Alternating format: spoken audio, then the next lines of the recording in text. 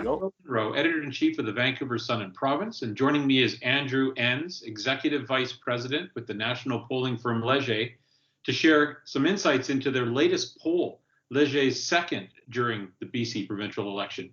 Welcome, Andrew. Thanks, Harold. Good to see you again, and happy Thanksgiving. And you too, you too. So once again, in this poll conducted October 6th to 9th, the NDP have a commanding lead amongst decided voters, 50% compared to 35% for the Liberals, and the Greens sit at 12%. So what do these numbers tell you about where we are in the campaign? Well, I mean, really, not a whole lot, I would say, has changed since our between the Liberals and the NDP has shrunk by a point, but both the NDP went up a couple points, as did the Liberals. So, clearly, I think voters are focusing on the two main parties. We see a little bit. The Greens held on to what they had. They didn't move at all. But we see some of the other parties have diminished a bit, in part because some of those parties haven't nominated many candidates. In terms of their slates, they'll be running a pretty thin slate. So, I would say if I'm the NDP campaign, I'm feeling quite good. Things have been obviously churning along. So far, no bumps in the campaign, no real shock, and then ultimately no real vote movement. So I think that we talked last time. The Liberals had announced their PST just after our first poll had gone into field, and we were sort of wondering what impact that might have. And I think if you're the Liberal Party at this stage of the game, you're a bit disappointed that it hasn't maybe shooken loose a few more voters your way.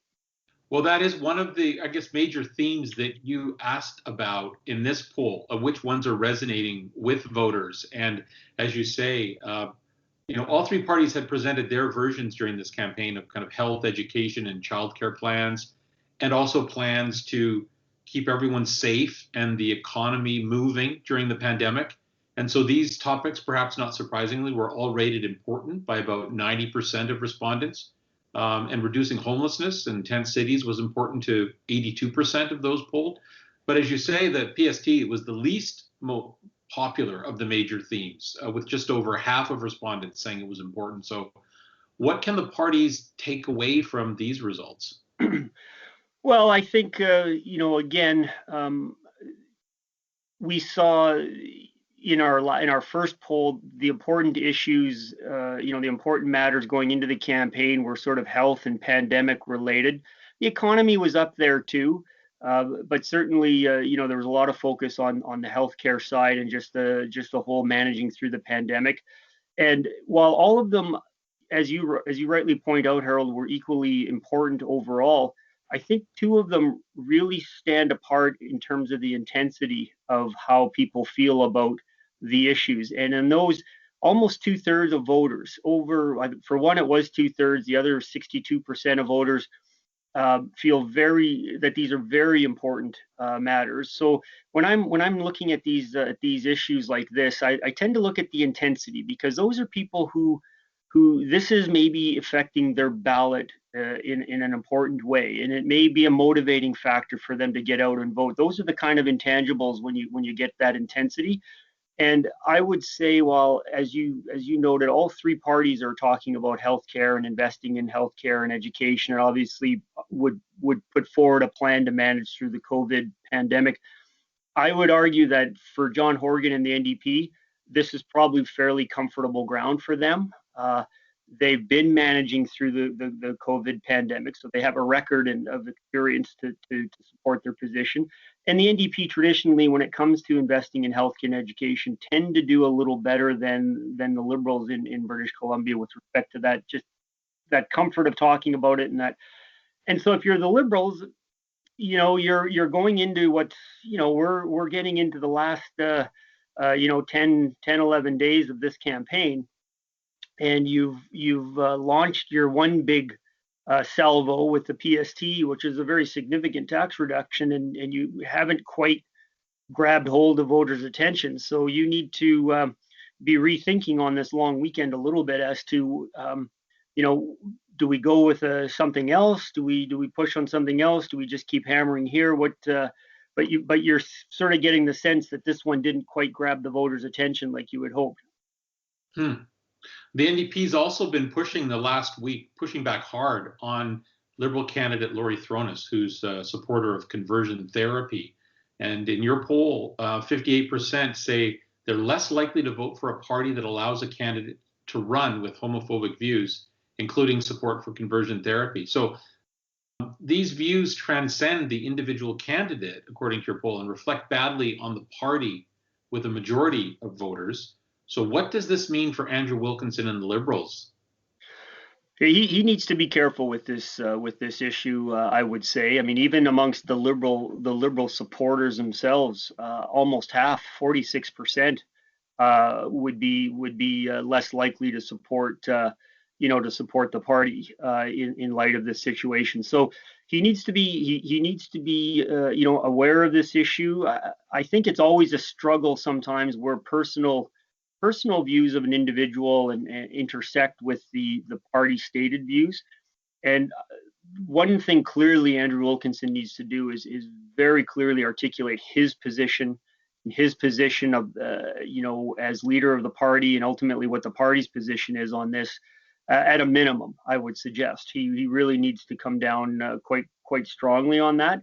The NDP, look, this is nothing new. I mean, they haven't invented this. This is things that have been sort of done in the past by other political parties. So they're just taking advantage of an opportunity here. But Andrew Wilkinson needs to be very solid and very strong on this topic, just to try to not let it get any further ahead than it may have already have. Maybe a bit on the lighter side, I like the question about which party leader you would be most comfortable to have in your home for dinner and a casual conversation. And John Horgan led Andrew Wilkinson by more than 2-1 with 37% compared to 15% for Wilkinson. 23% of people don't want to have any of them for dinner. So what can you learn from a question like this?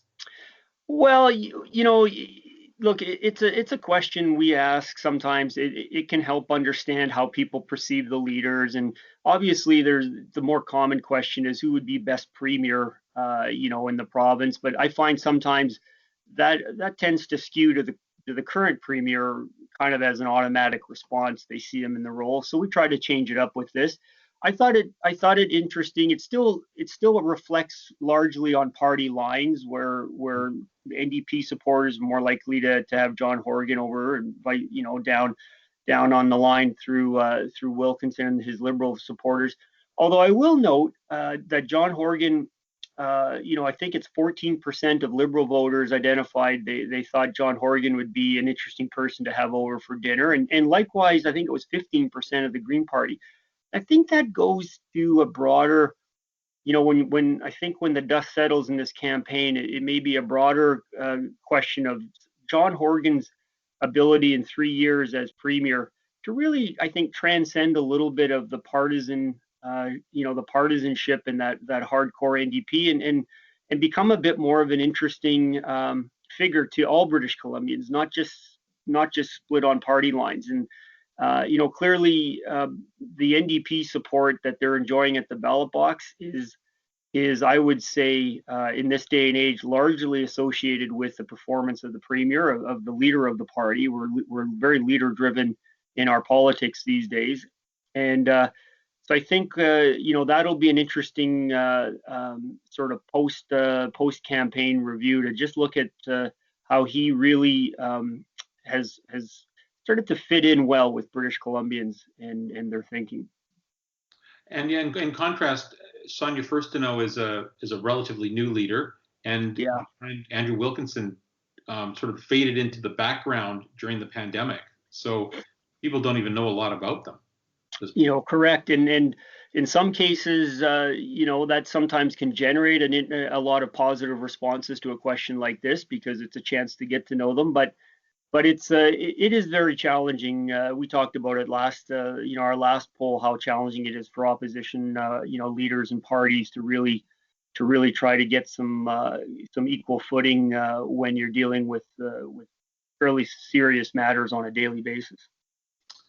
So about half of the people you polled said they plan to watch the televised leaders debate Tuesday night.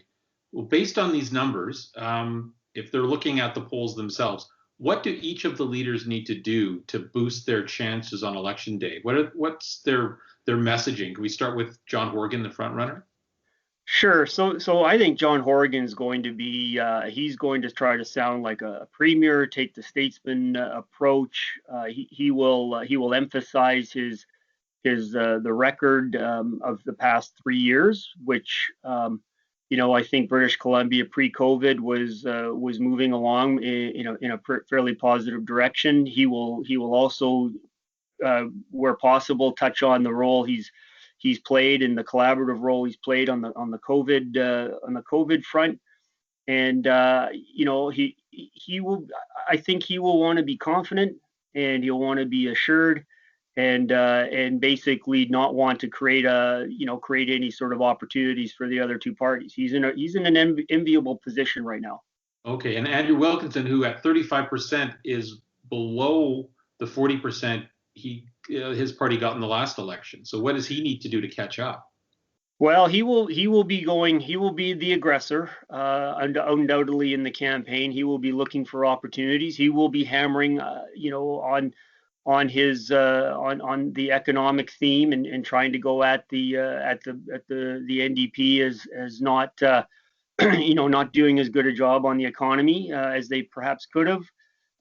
He will be looking for opportunities, and looking for to inflict some damage, to try to shake up some vote. He needs 6 or 7 points, I would say, largely from those NDP voters. Some of those voters would have voted Liberal in the past, I suspect, and so those would be the ones he will try to go after. You might see Andrew Wilkinson try to sort of sound the alarms about the bad NDP ways, the spending, maybe some of the poor government things of the past among NDP governments in British Columbia in the past. But it's a challenge because it's a long time ago. Right. And Sonia Furstenau, she's the Greens are really struggling. If you look at them in the polls, again, right, haven't moved at all. The one semi-bright spot for her, again, is on Vancouver Island, where she's polling at least most strongly at 17%. What can she do? Well, I think for Ms. Furstenau, I mean, this is really a good opportunity. It's a chance to get on the stage. You will get your third of time. You will have one-on-ones with all the leaders, and this is really an opportunity to introduce herself to voters. And if she's prepared and she's on her game, she could, at a minimum, try to hold on to those seats that they picked up in the last election. But I would, for her, the important thing I would say for her campaign is to not get too uptight. This isn't desperation time. You're not going to form government, but this is your real opportunity to get out in front of all British Columbians, or about 50% of them who are going to tune into the debate, and talk to them directly, and make your pitch, and let them know, because voters won't know her, and I think this is a really good opportunity for her to do that. All right. Well, a very great stuff, Andrew. And you'll be back in the field after the debate for one more poll in the days of the election. We look forward to that, to see how the horse race is going, and how some of the issues are playing out. Thanks for your time. Oh, thank you, Harold. Always enjoy the conversation, and have a good rest of your Thanksgiving day.